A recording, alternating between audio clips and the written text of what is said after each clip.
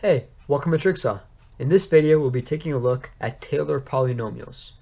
Taylor polynomials are a good way to approximate functions that can't easily be evaluated. For example, let's say our function f of x is equal to sine of x. How would you find f of 2, which is sine of 2? Well, sine of 2 is not something that can easily be evaluated. You can't plug in a number and expect to get the answer. So this is where Taylor polynomials come in. This is the formula for a Taylor polynomial, and let me break it down. It's the summation of all the nth terms from n equals 0 to infinity of the nth power derivative of f evaluated at a over n factorial times x minus a to the nth power. And you might notice we're using the variable a lot. And a is the center of the polynomial, but we'll get more in depth on that later. So you'll also notice we're adding all the nth terms all the way up to infinity. But it's not always possible to get to infinity terms on paper. So the reason why the formula wants us to add infinite terms is because the more terms are in the polynomial, the more accurate our approximation is. So if you have only one or two terms, expect your approximation to be less accurate. And it's not always possible to have that many terms because it's a lot of work on paper. So you should always find a nice middle ground where your approximation is accurate enough. And so now what is the center of your polynomial? Well, the center is where your approximations are going to be most accurate.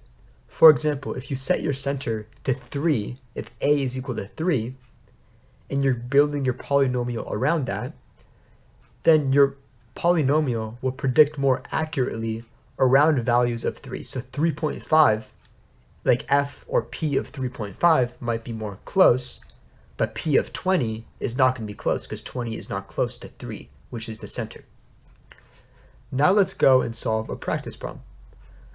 With center a equals 0, find e to the 5th power. First, let's write down what our f of x is.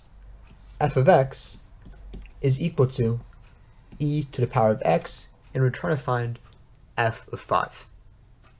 Now let's copy down our equation for creating a Taylor polynomial. The summation of all the nth terms from 0 to infinity of f n evaluated at a over n factorial times x minus a to the power of n. And we know a equals 0. And the first thing you want to do when creating a Taylor polynomial is to find the function in all its higher power derivatives and evaluate them at the center, because you need that in the formula. So let's go ahead and do that. A nice thing about e to the x is that all its higher power derivatives is just e to the x. So we'll do that with the function, the first derivative, and the second derivative.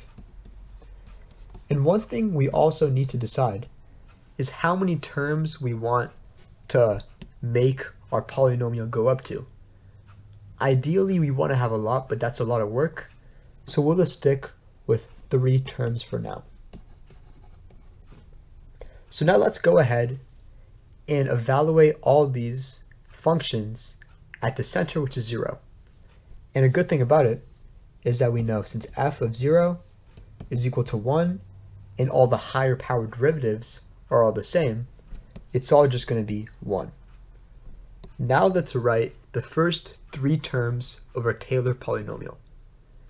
The first term is going to be f0 evaluated at the center, which is 0, over 0 squared times x minus 0 to the 0th power. Second term is when n equals 1, and that's going to be f to the first derivative evaluated at 0 over 1 factorial times x minus 0 to the first. And our third term is going to be when n is equal to 2, which is going to be f to the second derivative evaluated at 0 over 2 factorial times x minus 0 squared. So now let's simplify this. The first term is going to come out to be 1, the second term is going to come out to be x, and the third term is going to be x squared over 2.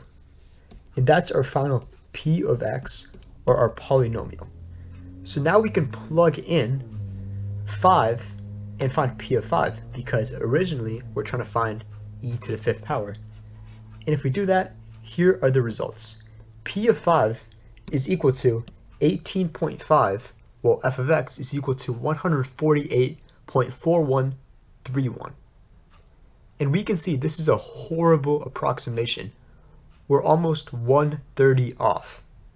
And the reason for this is because our center is equal to 0.